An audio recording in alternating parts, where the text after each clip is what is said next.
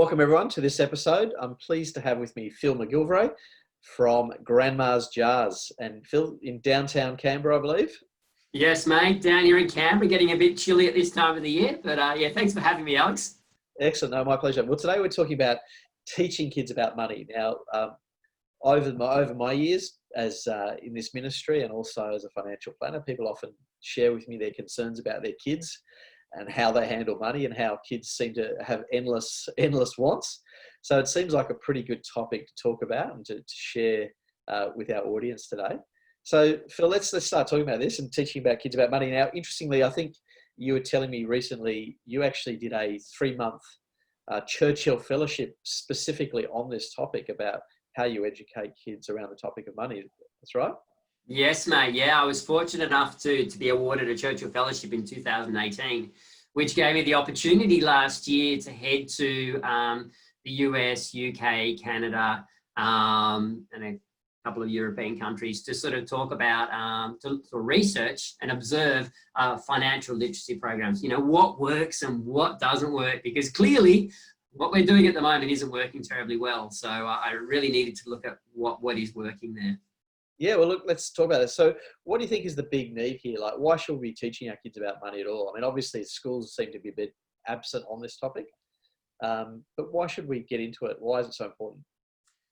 Well, it's interesting. I mean, I've been financial coaching now for 25 years, and I think the number one statement that I've heard from, across the board, my clients is, why did no one ever teach me this? And it's a thing, and I'm sure as a financial planner, you've heard this too. Why did no one ever talk to me about this? I wish someone had told me when I was younger. And the reality is, it's not being taught. So we're all getting ourselves into financial knots at a very young age. And, you look at the stats right now, and one in three 18 to 25-year-olds are living paycheck to paycheck and struggling with credit card debt, which is just mind-blowing. And I think it's 1 in 4 couldn't put their hands on $500 in an emergency. So, sorry, mate? It's frightening. Oh, it is. It is very, very sad. And it's all just because no one ever took the time to teach us these things. And now, of course, we've got Zip Pay and Afterpay and all these sorts of easy ways to spend money that we just don't have.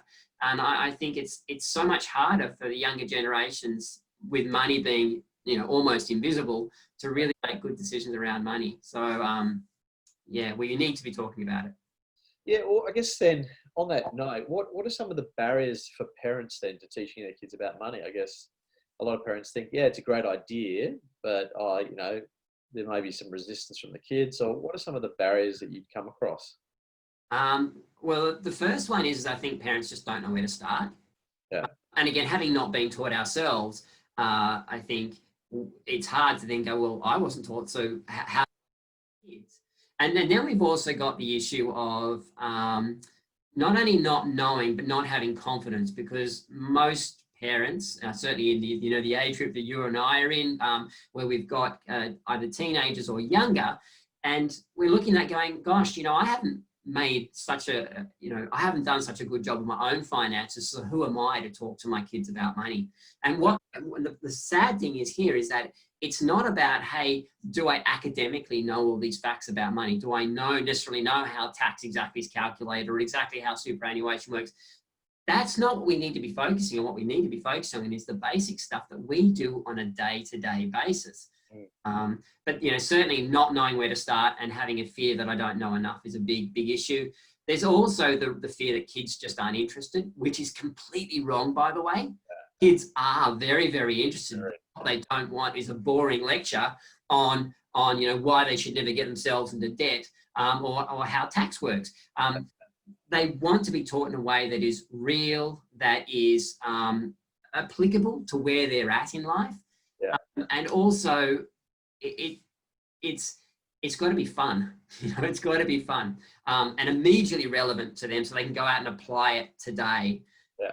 And then the other barrier that I see is parents think that school will teach them this, but one of the biggest findings of my Churchill Fellowship was that you can't teach financial literacy in a school setting, because financial literacy is a life skill. It's not an academic subject. You've got to be, it's like riding a bike, getting dressed, driving a car. You know, you can sit and read a book as much as you like, but until you actually get out there and start applying it, you're really not going to learn it. You need grandma's jars, right? Yes, mate. Well, you know, and I think I told you. Really practice the set. Yeah, that's exactly right. Well, my grandma taught me to budget using physical glass jars and physical money. And we're on Zoom here at the moment, so you can see me. You know, the glass jars behind me there are exactly how I now teach people how to budget, how I teach kids how to budget, using physical application. Absolutely, fantastic. Mm. Awesome. Well, now the other thing that comes up is, you know, what age should I start teaching my kids about this kind of thing? As early as possible. You know, there's a Cambridge University study that came out about 3 or 4 years ago that says our money habits have developed by the age of 7, which is so scary. You know, for most parents out there that have got kids older, they're thinking, oh my gosh, you know, what have I done to my kids? The fortunate thing is that's true, that a lot of the habits are developed by that age, and I'll talk about that in just a moment. But it's never too late, and that's the important thing. It's never too late. Yeah. The reason that they believe these habits are developed by the age of 7 is because kids are actually they learn, they attach emotions to their learning when they're young. Less so as we get older, but when our kids learn something, there's an emotion attached to that. It's either a positive emotion or a negative emotion. And so if we can teach our kids, and there's 3 things that ideally we want to try and teach our kids when they're as young as possible. And ideally we should start at 4 or 5. Yeah. But what we want to, there's 3 things that they need to know, and that is money's finite. They also need to know that delayed gratification, they need to experience the benefits of delayed gratification, and the joy of giving. 3 things that we can attach really powerful, positive emotions to if it's done the right way when they're young, so that, you know, and I'll give you a quick example here. With the delayed gratification, obviously having a savings chart, knowing that if I save my pocket money, put it aside, hey, now you take them to the shop with the cash in hand. You get to the shop, they hand over the cash, and they receive that thing that they've been, you know, really wanting for the last, you know, month or 2 months, whatever it might be, and they walk away and they've got this real positive emotion to saving. It's the same with giving. And I'll give you a really good example with my kids. And one of the things, age 4 and 5, just a quick side note, ideally, and most parents would do this in Christian families, is we have this save, spend, give. So obviously we've got the tithing and the giving, and that's super important that we develop at that point. So our kids always had the save, spend, give. They put money aside for giving over and above the tithe. They put that aside, and then once a year we had this Operation Christmas Child, where you get the shoe boxes, and the kids could take their money, they could buy things for the shoebox, which then went to third world countries for kids that didn't otherwise get Christmas presents. And for my kids, you know, to know that they could take the money, and I think it was October, you had to get the shoe boxes in. You'd go to, you know, the $2 shop or the reject shop or Kmart or something like that, and you'd buy, you know, something to love, something to play with, something to draw with, something to wash with. And they love doing that. And then the pride with taking their box up to the front of church and putting it there, knowing that it was their money that had paid for that, was so powerful. And as a result, all my kids are really, really strong givers these days. So, age ideally 4 or 5, because that's when they're starting to learn numbers. That's when they're starting to become aware that there's things that they would like to have. They understand that money's got some power to it and that it can get the things they want. So that's ideally the point where we start. Yeah, well, it's an interesting challenge, isn't it? Because with kids, I find, certainly with my own, there's endless wants. You know, whether it's sporting equipment, you know, whatever it may be, the latest toy, etc. How can we help our kids with this, sort of leave that life of materialism? So on the one hand, you know, enjoy the good things that God gives us, but then on the other hand, have that kind of generous heart. I mean, you mentioned already your own kids have become generous givers. What do you think helps sort of break that materialism? In terms of just, it's probably not exactly on the materialism spectrum. So I'll say this first, then I'll get to that, is that, you know, one of the things we did very early on is with our kids, I mean, firstly, they had to work for their pocket money. Now, there are jobs that they had to do as part of the family that they don't get paid for, that's being part of the family. but they always had to work for their pocket money so that they realized that money comes from work. You know, we just get handed money. And one of the worst things that we can do as parents is just to give our kids money. That's basically like a form of social welfare. And after a while, our kids will start to believe they just deserve it. And then we end up with the entitlement mentality, which is absolutely not what we want. Money should always come to them as a result of doing work of some kind. Now, I'm not talking about slave labor here. You know, it is really just about, making sure that when they're 4 or 5, it might be, hey, look, you just got to clean your room once a week. You've got to make your bed each day, and you've got to feed the dog. You know, nothing hard, and have a checklist that says tick, tick, tick. It's been done every single day. Therefore, you get your pocket money. If you don't do the jobs, you don't get the pocket money. That's the way the world works, and that's important, because then they start to understand the value of money because they've had to work for it. If that makes sense. But in terms of how do we get them away from materialism, certainly I think giving them exposure is, if you can, to the fact that we have so much. So deliberately being grateful for what we have got, and actually focusing on what we have got, and not only does that help us be less wanting, if that's probably a wrong word, less materialistic, but it also then helps us recognize that there are people that are far less fortunate than ourselves, and that we can make a big difference in their lives with what we've got. And I think if you can turn your focus around, a lot of materialism comes from, here am I, and I'm always looking at the people that have more. Whereas if we go, no, here am I, let's look at the people that have less and how can I help them, then it completely changes the mindset around that. And one of the best things we ever did with our kids was we took them to Cambodia for a trip to look at some water and sanitation projects that we'd been supporting for a number of years. And, one of the real eye-openers, other than the poverty that we saw there, but one of the real eye-openers was we went out to this village along this incredibly bumpy road. We always say to kids, remember the bumpy road. And, they always remember this bumpy road that just went on for kilometres after kilometres after kilometres, before. So we got to this village out in the middle of nowhere, and they had a well in the middle of town, and we were there to deliver water filters. And we were also teaching them about hand washing, the importance of sanitation, that sort of stuff. And we got there and found out that the well that they had literally dried up in summer because it wasn't deep enough, hadn't been dug deep enough. And so they had these water filters where they got the water from the dirty river. And we could only, we were only able to give water filters to a third of the village while we were there. And so I said to the lady that we were with at the time, there was just us and this one lady who was actually a friend of ours who worked for an organisation called In Trust. She'd taken us over there. And I said, how much would it cost to give the rest of the village, like the water filters, and to dig their well for them, so that they had it all year round?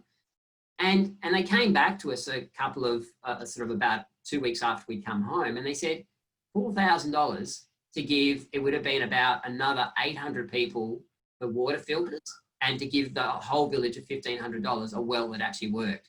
Wow. You go, and that's not just those 1,500 people, it's then the generations that come after them.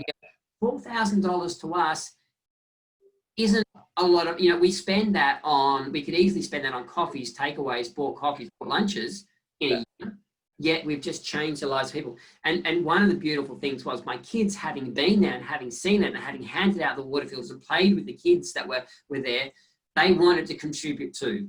And they said, well, can we contribute to that? So in the end, we gave that 4,000, and I think about 300 of that came from the kids, and they knew that they'd change people's lives. And I think the more exposure we can give our kids to, hey, we've got it so good here, even when things are bad, we've got it so good, and we can look behind us rather than in front of us, in terms of people who've got more, then I think that changes significantly our focus.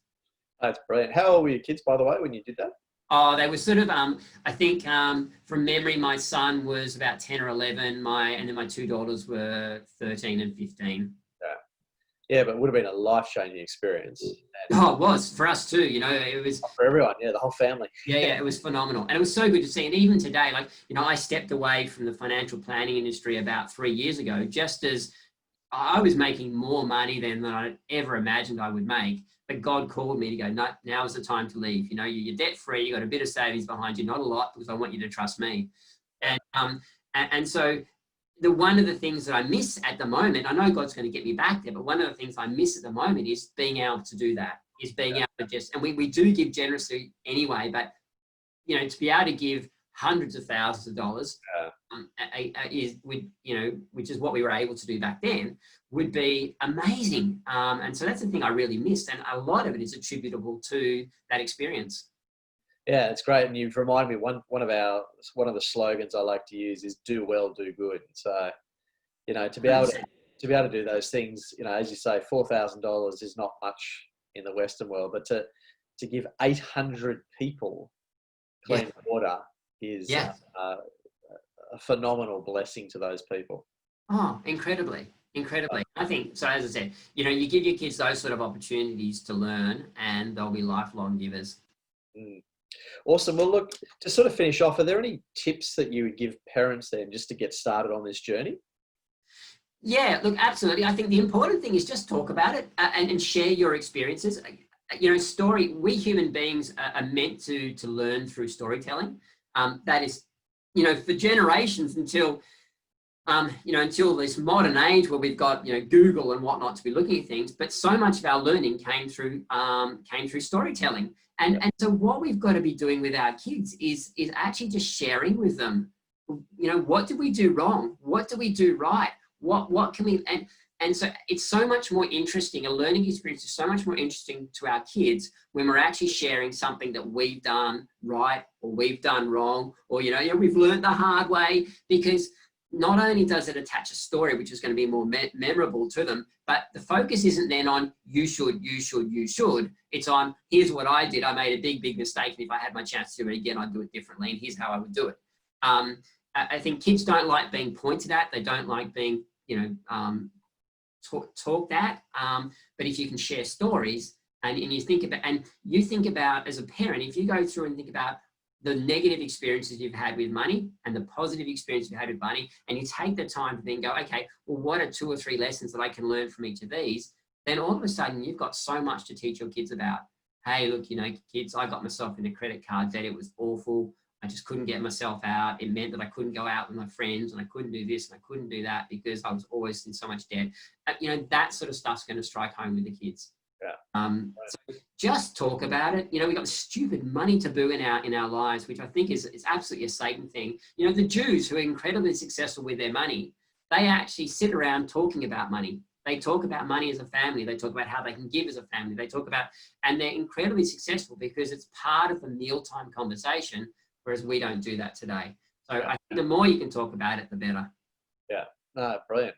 Excellent. Look, Phil, it's been fantastic talking to you about this topic. I think there's probably, you know, you could almost talk about it for hours. It's so... I could, yeah. Sorry, mate. My notes on my page are about 15 times longer than what we actually talked about today, but that's good. But look, it's really useful, and it should be a real blessing to many parents, and obviously their kids as a product of that. So thank you for your time today. No, thanks for asking me, Alex.